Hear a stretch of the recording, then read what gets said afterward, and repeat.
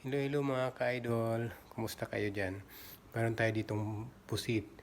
So, alam naman natin lahat na ito ay napakasarap at napakaraming option kung anong gusto mong lulutuin, which is adobo, o sigang, o ihaw, kilawin, at di ba napakarami. So, nasa sayo kung anong gusto mong luto, yung paborito mong luto.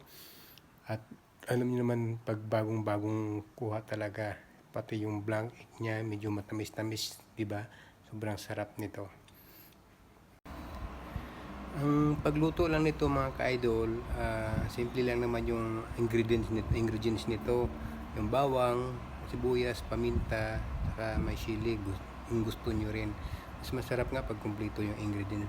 Pero pag fresh naman yung puset, kahit mga ilang ingredient lang okay na yun kasi fresh naman talaga at hindi na natin ipagkaila na yung pusit na yun ay fresh na fresh. Kaya ang pagluto nun kailangan kahit hindi siya kompleto, basta fresh lang siya, okay na yun, the best na yun. Sarap kaya nun. Kung anong gusto nyong luto, yun ang lulutuin nyo kasi masarap yun. Yung siling haba, pwede lagyan nyo ng siling haba.